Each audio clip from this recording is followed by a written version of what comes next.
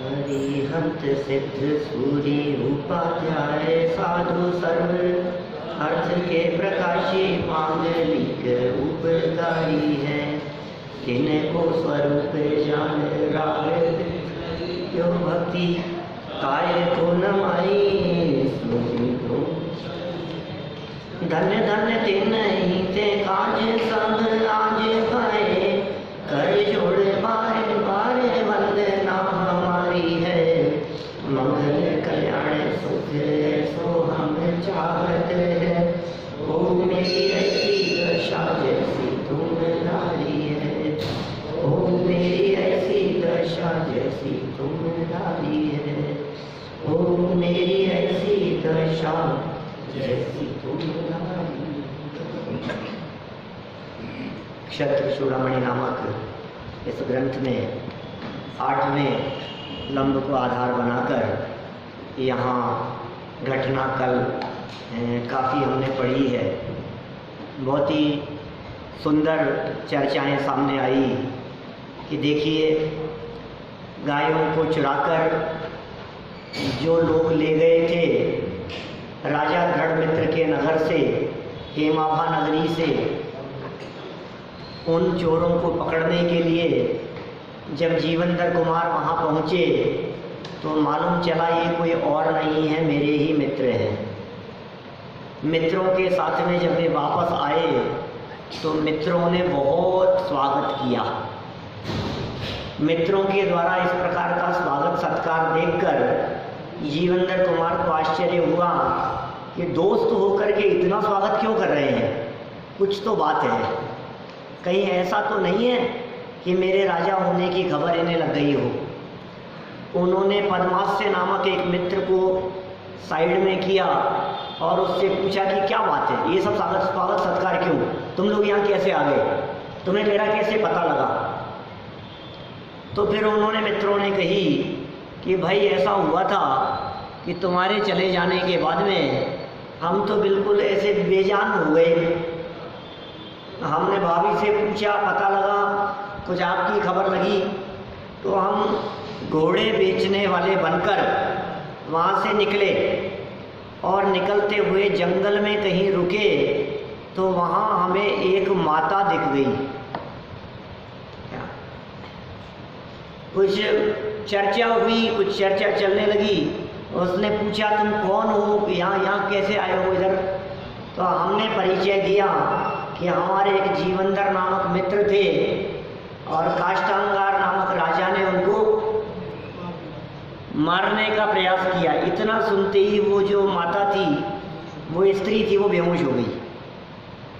जब वो बेहोश हो गई तो हमने पुनः उनसे कहा कि नहीं जीवंदर कुमार को कुछ नहीं हुआ है, तुम चिंता मत करो। तो वो जागृत हुई और रोते रोते उसने पूरी कथा सुनाई। वो माता कोई और नहीं थी, वो जीवंदर कुमार की माँ थी, विजया रानी, जो शमशान में जन्म हुआ था। तो ये कथा जब पूरी सुन ली तो इन्हें पता लग गया कि भाई हमारे जो दोस्त हैं वे दोस्त कोई और नहीं, वे तो राजा हैं, राजपुरी नगरी के राजा हैं। तो उसी तरह से स्वागत सत्कार होने लगा। ये पूरी घटना उन दोस्तों ने जीवंदर कुमार को सुनाई। जीवंदर कुमार को दुख भी बहुत हुआ और प्रसन्नता भी हुई। प्रसन्नता ये जान करके हुई कि मेरी माता जिंदा है, पता ही नहीं था उनको। और दुख इस बात का हुआ कि जीवित होते हुए भी मैं आज तक कभी मिल नहीं सका, इस बात का दुख भी हुआ। ये सारी बातें होने के बाद उन्होंने अपनी माता से मिलने की तीव्र उत्कंठा जिज्ञासा व्यक्त की। यह बात 402 नंबर पेज से आगे बढ़ रही है। यहाँ से हम आगे बढ़ते हैं। 49 नंबर का श्लोक है। अत्वरिष्ट च ताम दृष्टुम गौरवो गुरु गौरवः अम्बामदृष्ट पूर्वां च दृष्टुम को नाम नेच्छति। माता और पिता में है पूज्य बुद्धि जिनकी, ऐसा कुरुवंशी जीवंदर कुमार ने अपनी उस माता को देखने के लिए शीघ्रता की। निश्चय से ऐसा कौन पुरुष है जिसने नहीं देखा है पूर्व में जिसको ऐसी माता को देखने के लिए इच्छा नहीं करता है, अर्थात इच्छा करता ही है। ये जगत का स्वरूप ही है। जिसने जन्म से अपनी माँ को नहीं देखा हो और अचानक माँ की खबर मिले तो वो माँ को देखने के लिए लालायित होता ही है।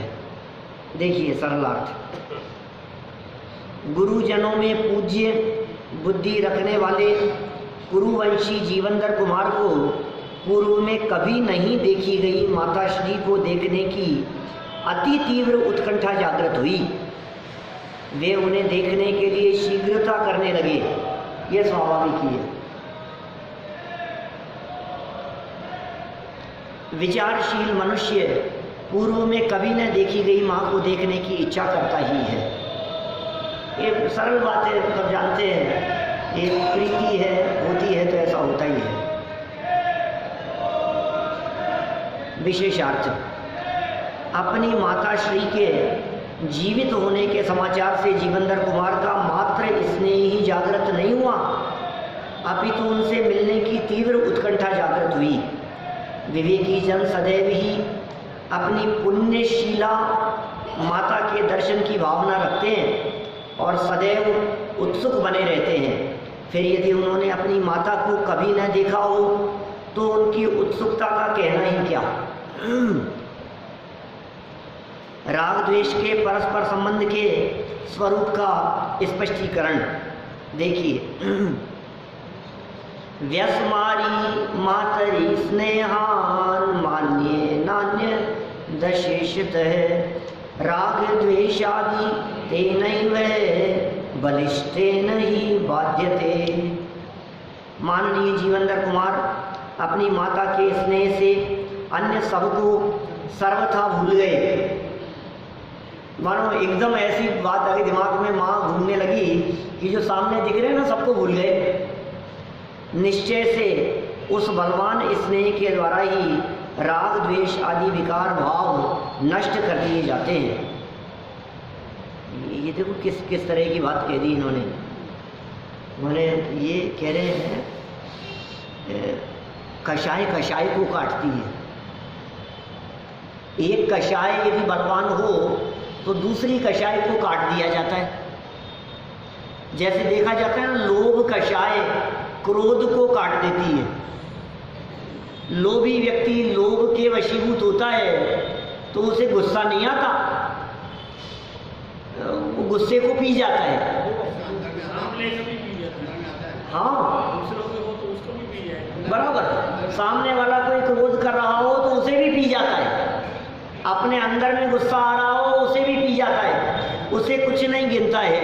ये जगत में लोभ की तीव्रता में ऐसा होता है। अपने अभिमान के लिए भी मान कषाय को पी जाता है। मान अपमान के लिए, मान सम्मान के लिए जिसे बहुत इकट्ठा किया हो ऐसी धन संपत्ति और वैभव को भी पानी की तरह बहा देता है। ये जगत का स्वरूप ही है कुछ इस तरह का। तो एक कषाय दूसरी कषाय को काटती है। यहाँ ये कह रहे हैं जब तीव्र राग भाव, तीव्र स्नेह भाव विशेष जागृत होता है तो वो सामान्य स्नेह जिनके प्रति होता है उनको भूल जाता है। माँ के प्रति इतना तीव्र प्रेम जागृत हुआ, ये सामने जो दोस्तों के प्रति आकर्षण था वो सब गया, वो दिखने लगे। अब तो जगत में ऐसा देखा जाता है। एक दोस्त महीने 2 महीने में आज मिला था, साथ में बैठ करके एकदम बहुत प्रसन्नता हुई और चर्चा कर रहे थे। और इतने में वर्षों बाद में अपना पुत्र परदेश से आया तो क्या होता है,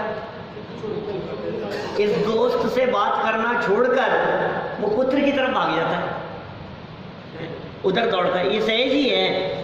माने एक के प्रति जब विशेष स्नेह होता है तो दूसरों के प्रति जो राग द्वेष की वृत्ति होती है वो मंद पड़ जाती है। ये बात यहाँ नीतिकार कह रहे हैं। देखिए जरा यहाँ क्या बात कही सरल अर्थ में। माननीय जीवनधर कुमार माता के प्रति अति स्नेहवश अन्य सब कार्यों को भूल ही गए, क्योंकि अतिशय बलवान राग अन्य सामान्य राग द्वेष के परिणामों को शिथिल कर खंडित कर ही देता है।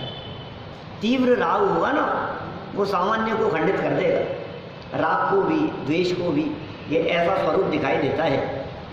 देखिए जरा विशेष अर्थ में कुछ बात खोल रहे हैं। जीवनधर कुमार को मात्र स्नेह अधिक तीव्र होने से अन्य कषाय परिणाम शिथिल हो गए। यह घटना तो हम यहाँ जान ही रहे हैं। प्रत्येक मनुष्य भी अपने जीवन में इस प्रकार के परिणाम का अनुभव करता रहता है। हम सब अनुभव करते हैं, जहाँ राग और मोह हावी होता है वहाँ कषाएँ मंद पड़ जाती है। वो अन्य राग द्वेष को गिनता नहीं है।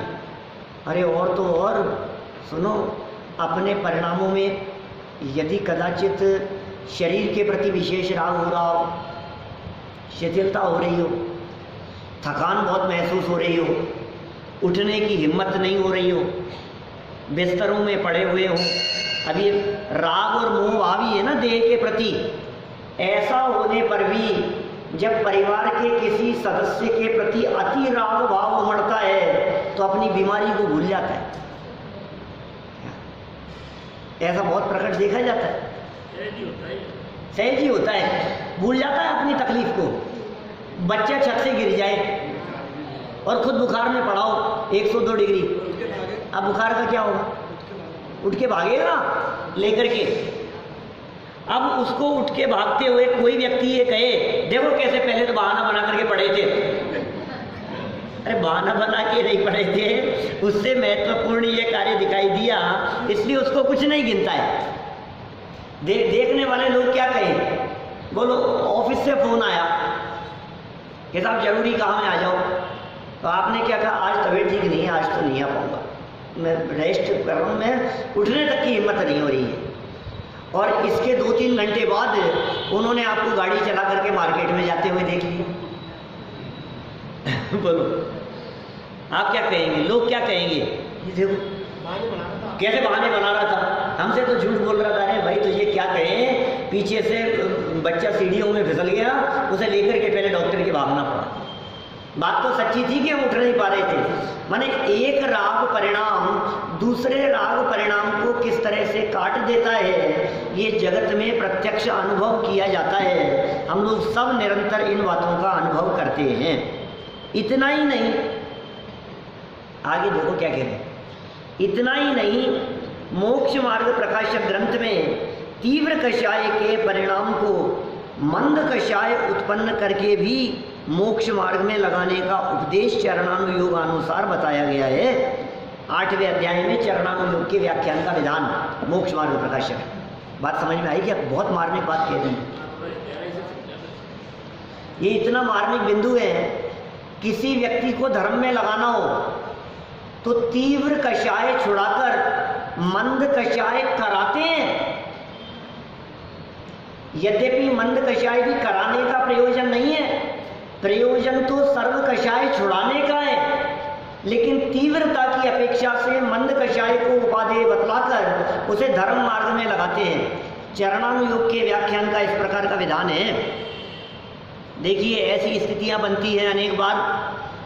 एक व्यक्ति को दुकान का राग छुड़ाकर जिन मंदिर का राग कराते हैं, बोलो व्यापार आदि के अंदर बैठे रहने पर तीव्र कषाय का परिणाम होता है, उसे छुड़ाने के लिए मंद कषाय रूप परिणाम कराते हैं कि भाई इससे नहीं, तू मंदिर आएगा तो दुकान तो पुण्योदय से अपने आप चलेगी।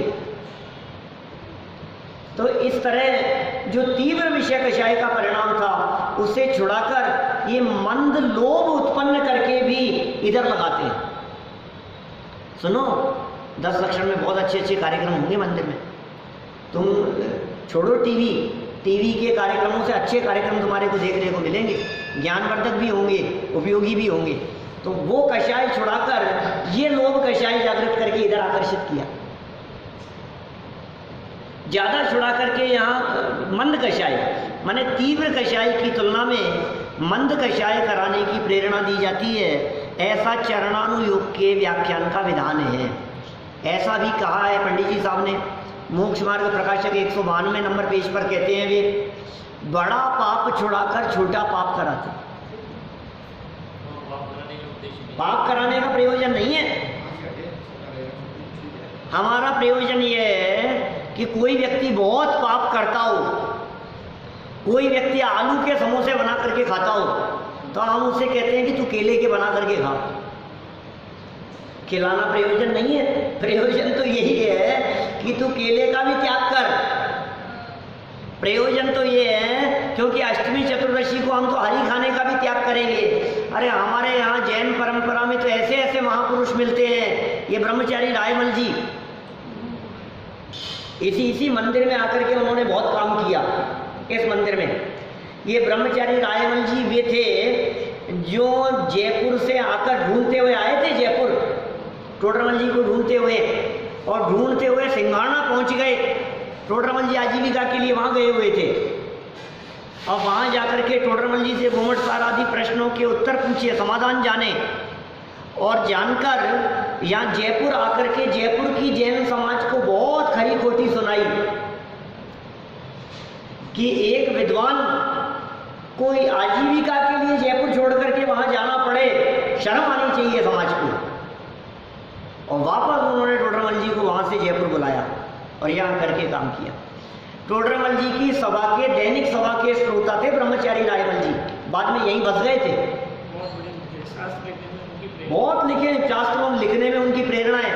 वो कहते हैं अपने उसमें जीवन पत्रिका में, और उसमें चर्चाएं आती है इस तरह की। हाँ, खूब लिखा है कि टोडरमल जी लिखते हैं और रायमल जी बाँचते हैं। रोजाना टोडरमल जी जो भी लिखते थे ना, यहाँ आते थे और रायमल जी कहते थे कि आपने आज क्या लिखा, चलो हम बाँचते हैं यहाँ, तो उसे बाँचा करते थे। मैंने रोजाना इतना उत्साह रहता था, आज नई क्या बात लिखी, आज आपके चिंतन में क्या बातें आई, पिछले 20 घंटे के अंदर आपने और क्या नई बातें लिखी। वो यहाँ आकर के सभा में, इसी सभा में बैठ करके पढ़ते थे और सुनते थे, तो कैसा माहौल रहता होगा। मैं उन ब्रह्मचारी रायमल जी की बात कर रहा हूँ। उन्होंने 3 प्रतिज्ञाएं एक साथ ली थी, आजीवन 3 प्रतिज्ञाएं ली थी। उनमें एक प्रतिज्ञा थी आजीवन ब्रह्मचर्य, दूसरी प्रतिज्ञा थी रात्रि भोजन त्याग, और तीसरी प्रतिज्ञा थी जीवन पर्यंत के लिए हरी सब्जी का त्याग। बोलो, जीवन भर के लिए हरी सब्जी का त्याग।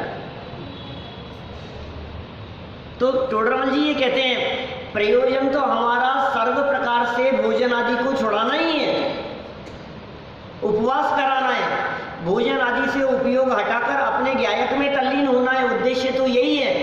लेकिन अभी छूटता न जाने तो कम से कम जिनमें बहुत तीव्र पाप लगता हो, उन्हें छोड़कर जिनमें मंद लगता हो, उसकी तरफ आकर्षित करते हैं।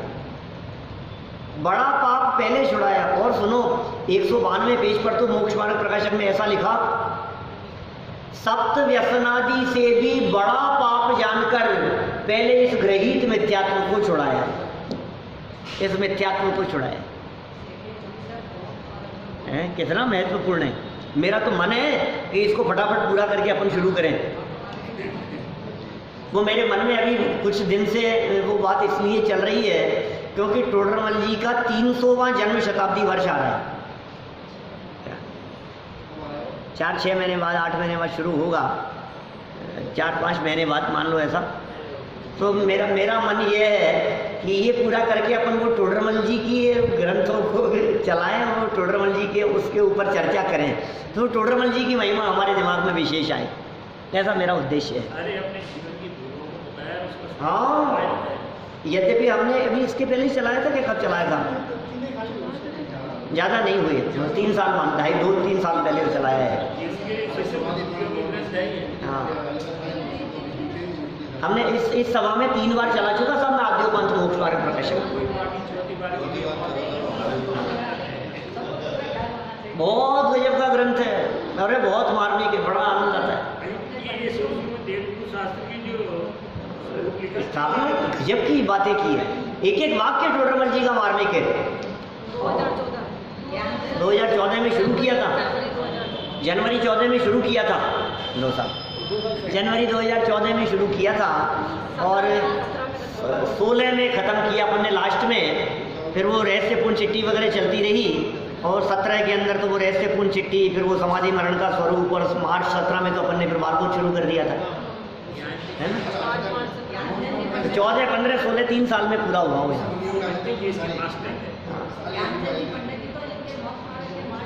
हाँ बराबर, बहुत बढ़िया। तो चलो बात क्या चल रही थी अपनी, प्रयोजनभूत बात क्या है। उन्होंने कहा पहले बड़ा पाप छोड़, बाद में छोटा पाप छोड़ना। कोई व्यक्ति ये कहे कि मैं तो क्या कहते हैं आलू खाना छोड़ दिया मैंने, ये बहुत अच्छी बात है। मुझे लेकिन ये मांसाहार नहीं छूटता कि मूर्ख बुद्धि है तेरे में, क्या कह रहा है।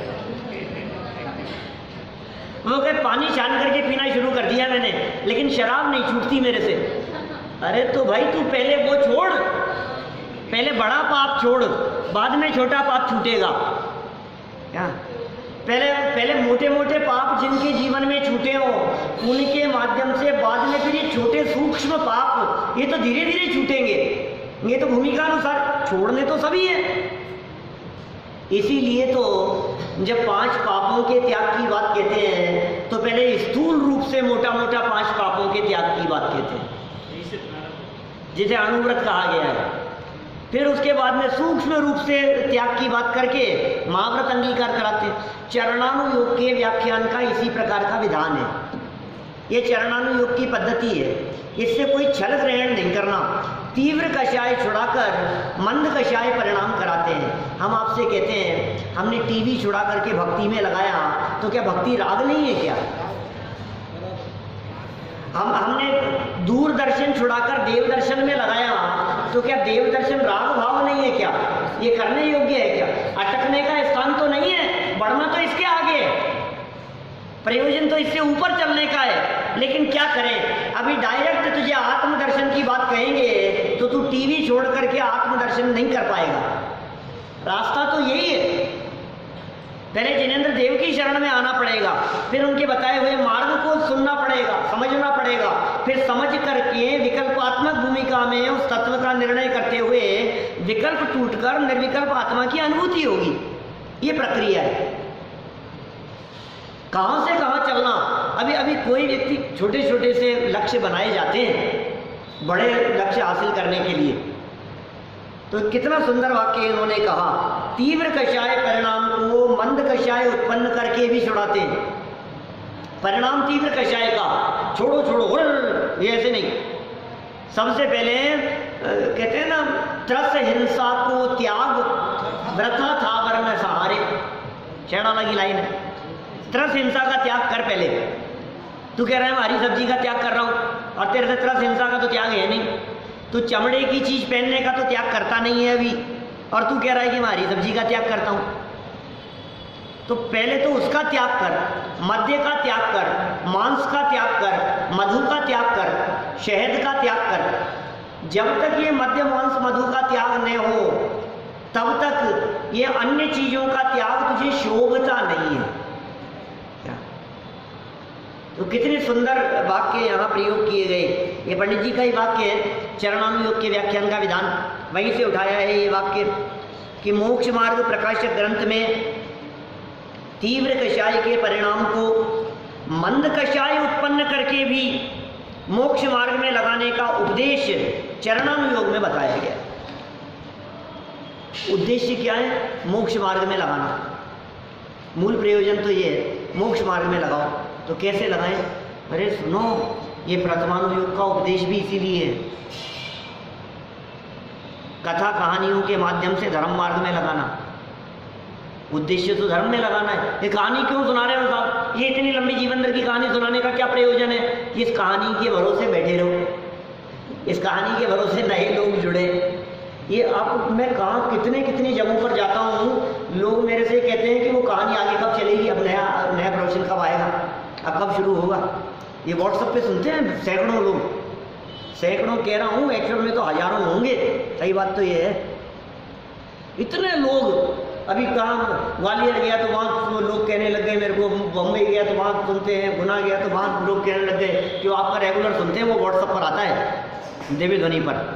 वो रोजाना सुनते हैं, वो कहानी कब, उसका तो इंतजार ही रहता है हमारे को, ऐसा कहते हैं लोग।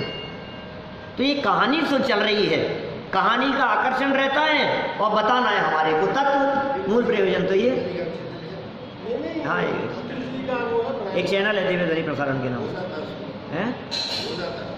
बहुत सारे ग्रुप हैं ऐसे जिन ग्रुपों पर सिर्फ प्रवचन ही मेरे ही चलते हैं, ऐसे ग्रुप बना रखे हैं लोगों ने। आपके उन्होंने प्रीति दीदी ने भी बना रखा है, बोलो आप, अलग ग्रुप बना रखा है। बड़े मंदिर में ये प्रवचन डालते हैं, वहाँ से प्रवचन उठाते हैं, वो अलग खुद के ग्रुप पर डालते हैं। पूरे ग्रुप, उस ग्रुप के ऊपर और कुछ नहीं चलता है, सिर्फ प्रवचन ही चलते हैं। ऐसे वो लक्ष्मी चंद जी है ना सीकर वाले, वो उनके कलकत्ता में कई ग्रुप हैं, तो वो उनके ग्रुप के अंदर भी वो सिर्फ प्रवचन ही डालते हैं। यहाँ जो प्रवचन डाले जाते हैं वो प्रवचन वहाँ अपने अपने ग्रुपों में डालते हैं ऐसे। तो लोग सुनते हैं, बहुत कमेंट करते हैं लोग, तो पता लगता है, लोग मिलते हैं तो बोलते हैं। प्रयोजन क्या है? आत्मा को समझना प्रयोजन है, कहानी सुनाना प्रयोजन नहीं है। हाँ। कहानी तो मास्टर साहब बच्चों को आकर्षित करने के लिए कहानी सुनाई जाती है, लेकिन अंत में मॉरल बताया जाता है, अंत में वीतरागता तक ले जाएंगे। उद्देश्य तो वीतरागता तक ले जाना है। समझ में आ रही है बात? आकर्षण है, और आकर्षण है, सच में आकर्षण है, हमारे चित्त में बना रहता है। अब क्या होगा, अब कहानी में आगे क्या होने वाला है, अब क्या बात चलने वाली है, तो हमारे को उत्सुकता तो बनी रहती है ना, किस तरह की है नीति वाक्य भी। चलिए देखिए आगे बढ़ते हैं, नया श्लोक। जीवनधर कुमार का विशिष्ट विवेक क्या कह रहे? अनवजिज्ञ पदात्मीयां गतिं भार्यां परानपि आवश्यकेपि बंधूनां प्रातिकूल्यं हि शल्यकृत। उन जीवनधर कुमार ने अपनी स्त्री और अन्य पुरुषों को भी अपने जाने की बात बता दी। अभी तो ये यहाँ शादी हुई थी ना, अभी राजा दृढ़मित्र की पुत्री से शादी हुई थी ना, और वहीं तो रह रहा है राजा दृढ़मित्र के यहाँ, हेमाबा नाम की नगरी में रह रहा है अभी, यहाँ वहीं आए हैं मित्र। अभी इसने क्या किया, जीवनधर कुमार ने अपने दोस्तों को भी कह दिया और अपनी पत्नी को भी कह दिया, सब लोगों को कह दिया कि भैया मैं तो जा रहा हूँ, वहाँ से मिलने जा रहा। इतना चिंता थी। निश्चय से आवश्यक कार्य में भी बंधुओं की प्रतिकूलता दुख देने वाली होती है। आवश्यक कार्य के लिए भी जा रहे हो तो भी प्रतिकूलता दुख देने वाली होती है। देखिए, माताजी से मिलने जाने के पूर्व ही अपने निर्गमन का समाचार अपनी पत्नी कनकमाला, अन्य संबंधियों एवं प्रेमी जनों को जीवनधर कुमार ने स्वयं ही बता दिया, क्योंकि अति आवश्यक कार्य में भी अपने इष्ट मित्र लोगों की प्रतिकूलता अत्यंत दुखदायी होती है। देखो क्या कहना चाह रहे हैं आगे विशेषार्थ में। अपने अभिष्ट कार्य में विवेकी मनुष्य किसी का भी विरोध नहीं चाहते हैं, अपितु सबका सहयोग चाहते हैं। भाई मैं जा रहा हूँ तो ऐसा नहीं कोई व्यक्ति विरोध कर, सबको बतला दो, पहले ही बतला दो, आप सबकी स्वीकृति ले लो, सबको कह दो मैं तो रुक नहीं पाऊंगा, मुझे जाना ही है, मुझे जाना ही पड़ेगा। कार्य नया तथा अत्यावश्यक हो तो भी अपने इष्ट मित्रों और संबंधियों से कार्य करने के पूर्व चर्चा वार्ता न करने से विरोध की संभावना रहती है। ये बहुत नीति की बात कह दी है इन्होंने। ऐसा होता है भाई साहब, कितना भी महत्वपूर्ण कार्य हो और यदि तुमने सहमति नहीं ली है तो विरोध का भाव आ जाता है। ऐसा होता है जगत में। हम लोग कोई काम करते हैं ना, तो हम काम करने के पहले बहुत विचार करते हैं कि इसके लिए किस किस को बताना है, किस किस से सहमति लेनी है, किसकी परमिशन लेनी है, किसकी जानकारी में ये बात डालनी है कि हम ऐसा कर रहे हैं। बहुत विचार करके कोई काम करते हैं कि भाई इस बात के बारे में दादा को पहले बता दें अपन कि हमारी ऐसी योजना है, हम ऐसा काम करने जा रहे हैं। तो बहुत विचार पूर्वक, नहीं तो क्या होता है फिर बाद में कहीं से कोई बात आए तो फिर उन्हें लगता है कि यार हमें तो बताते ही नहीं, पता नहीं अपने आप को क्या समझते, फिर इस तरह की बात हो जाती है। तो कहीं भी विरोध का वातावरण ना बने और कोई व्यक्ति विरोध ना करे, इसलिए अच्छी बात यह है कि आप अपने इष्ट मित्रों को, परिजनों को, खास लोगों को बता करके काम करो। आप मंदिर में कितना भी अच्छा से अच्छा काम करो, लेकिन पंचों की सहमति लेकर के करो। फिर कितनी सी बात, सरल सी बात है, इसमें क्या है? तो कितना भी अच्छा काम हो, लेकिन आपने बिना सहमति के किया ना, तो वो भाई साहब कुछ ना कुछ मीन तो दिखा देंगे, कुछ ना कुछ टांग को अड़ाएंगे। क्या बोलो, ये कह देंगे आपने हमसे पूछ तो लेते, कम से कम हमें बता तो देते, हम और अच्छा ऑप्शन दे देते। हम कोई मना थोड़ी ना करते, लेकिन हमारे पास में और अच्छे, हम डायरेक्ट फैक्ट्री से दिला देते आपको माल। क्या हमारे पास में एक ऐसा कितनी तरह की बातें, वो जरूर 2-4 बातें सुनाएंगे आपको, ये समझ लेना आप। इसलिए भाई 5 पंच मिल कीजिए काजा, बिगड़े काम न आवे लाजा। ये कहावत सुनी है आपने पहले? 5 पंच मिल कीजिए काजा, किसी भी कार्य को 5 पंच मिल करके करो, अब काम बिगड़ भी जाए तो कोई शर्म की बात नहीं। सब क्या किया तो सबने मिलकर जुल करके था। इसलिए सहमति जरूरी है, आपस में चर्चा होकर के काम करना जरूरी है। तो ये विशेष बात यहाँ कह रहे हैं, चाहे मंदिर का काम हो, समाज का काम हो, चाहे घर गृहस्थी का काम हो, चाहे लौकिक कार्य हो, चाहे यहाँ तक कि आपको अपने बच्चे का संबंध करना है, अपनी बच्ची का संबंध करना है, आपने देख लिया, आपने नक्की कर लिया, निर्णय कर लिया, सब कुछ हो गया, उसके बावजूद भी बहन भाई भतीजों को सबको बुला करके एक बार दिखाते हैं फॉर्मेलिटी के लिए।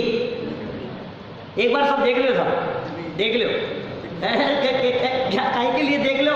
नक्की तो तुमने कर लिया, नक्की तो हो गया, वो कोई मना थोड़ी ना करेंगे, लेकिन फिर भी कम से कम ये बात रहे कि सबको दिखा करके हाँ करिए, सबको दिखा करके बात पक्की की है। क्यों साहब अरुण जी साहब? सही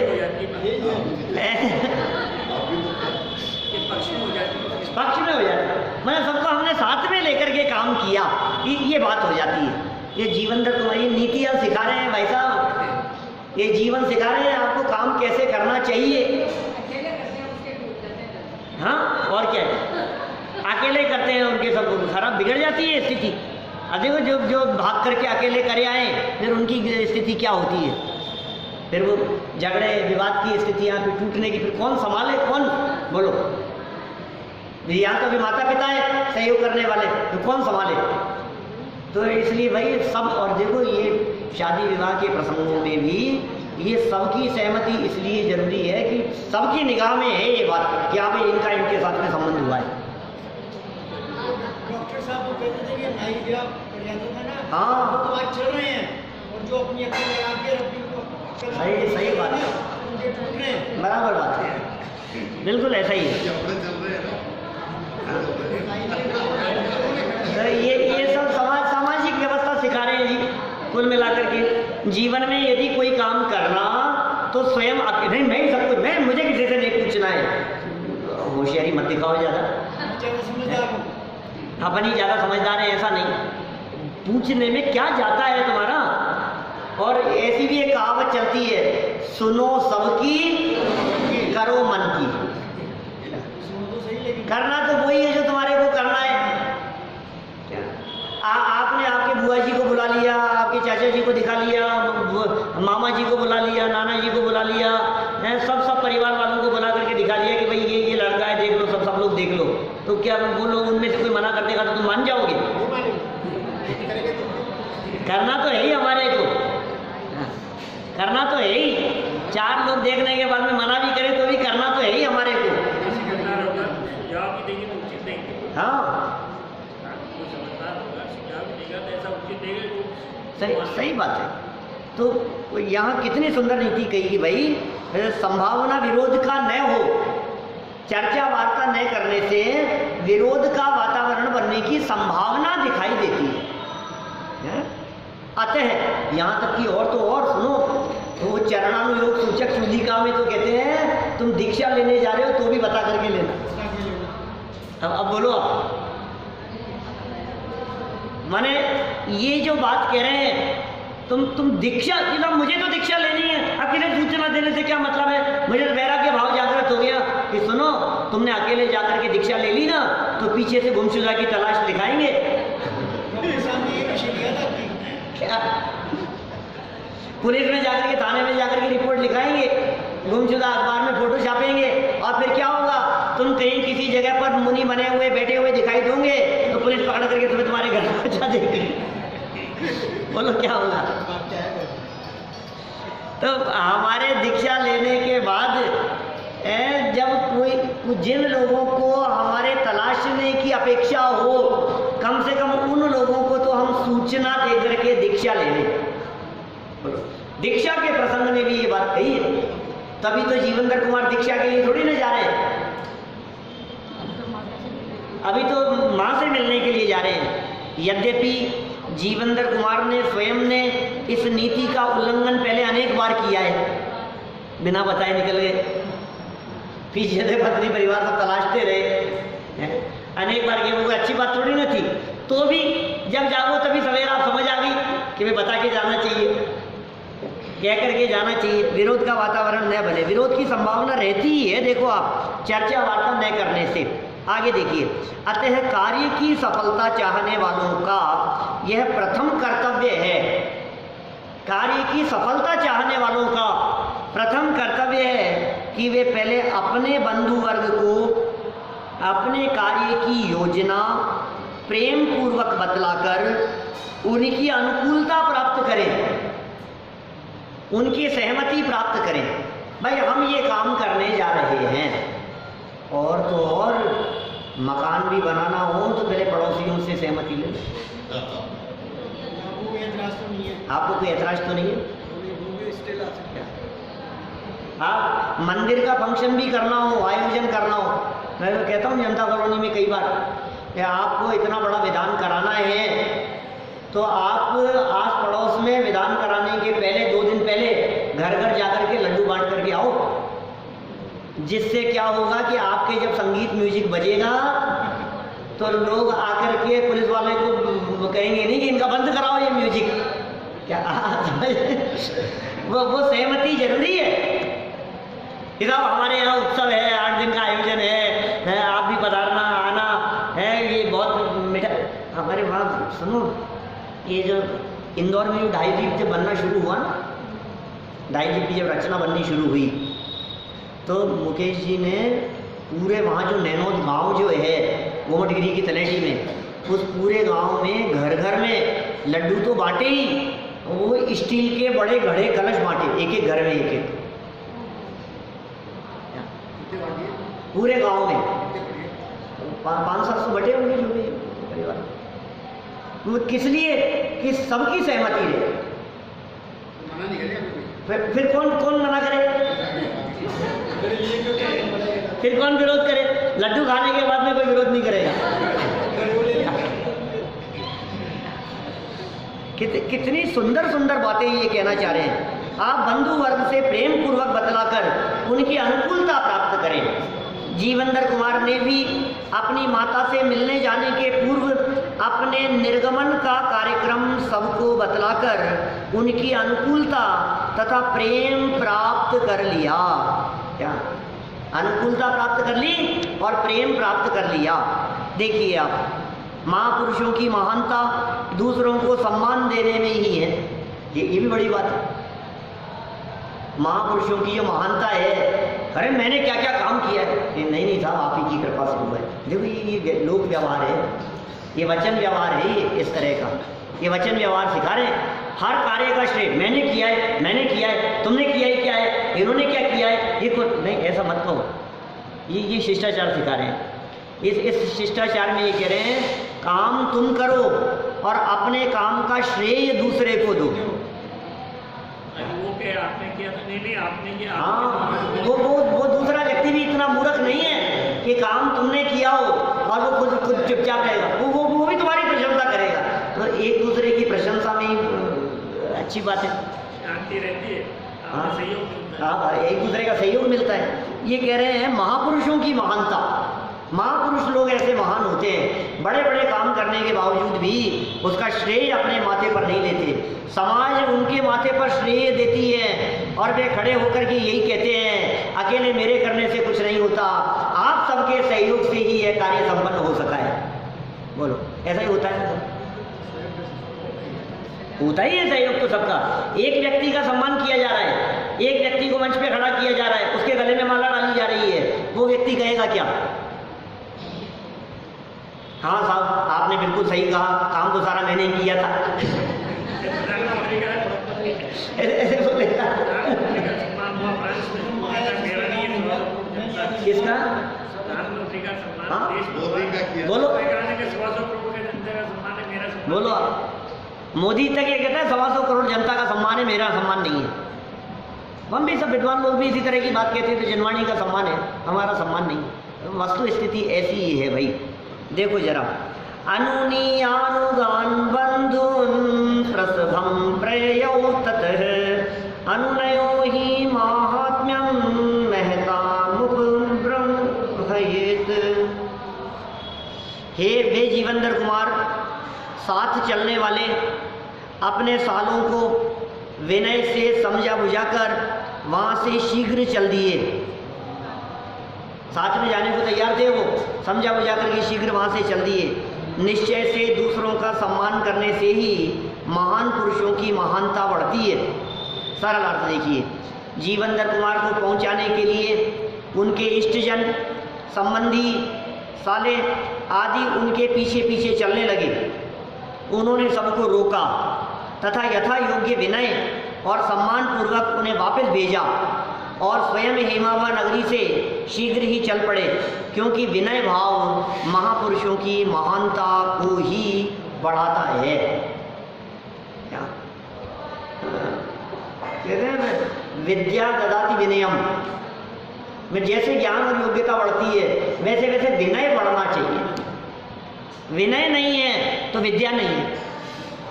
विद्या और विनय का ऐसा संबंध है, नीतिकारों ने लिखा है, संस्कृत नीतिकारों ने हिंदू साहित्य में, जैन साहित्य में जगह जगह पर विनय के गीत गाए हैं।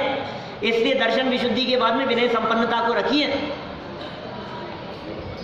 अभीक्ष्ण ज्ञानोपयोग, ज्ञानोपयोग की बात विनय के बाद में आई है, व्रतों की बात विनय के बाद में आई है। सबसे पहले विनय है, विनय इतना प्रमुख है।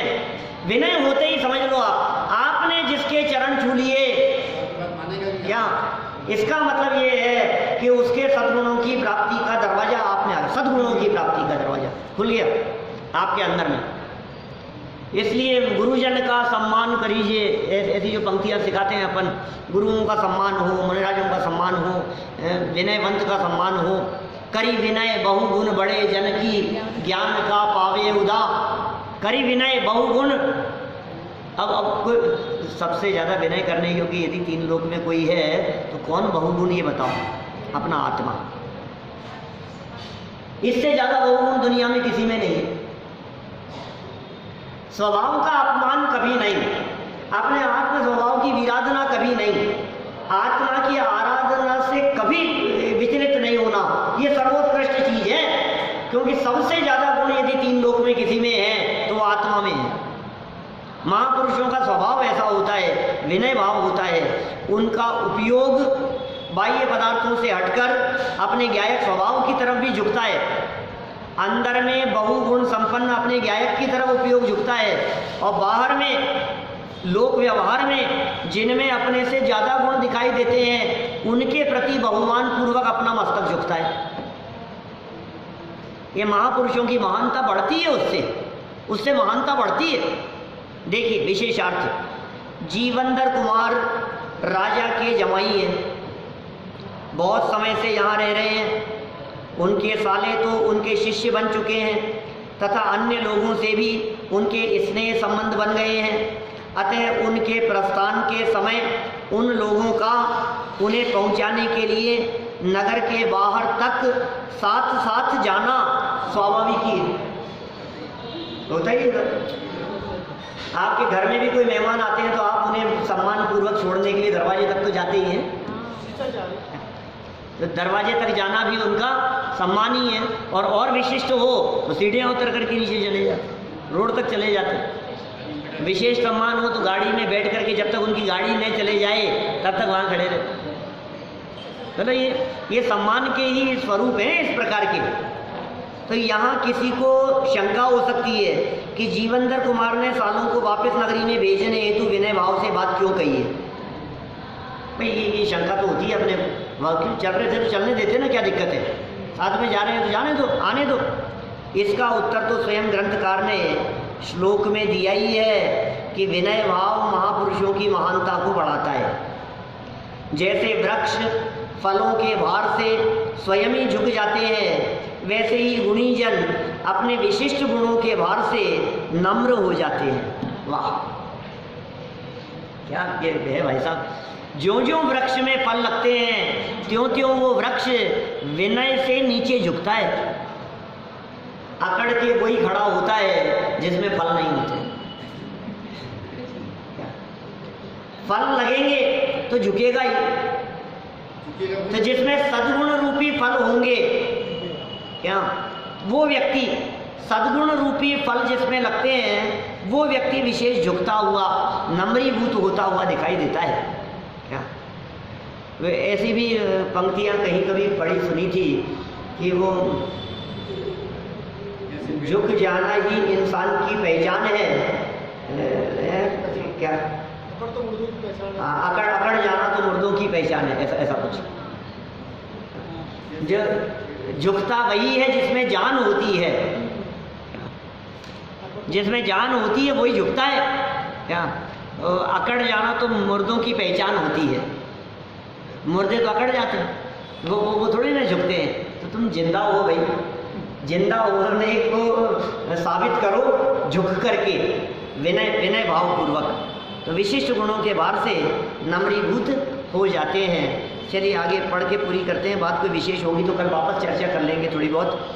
विशिष्ट जन विनय भाव का व्यवहार कोई उद्देश्य पूर्वक नहीं करते, अपितु विनय भाव तो उनका स्थायी स्वभाव बन जाता है।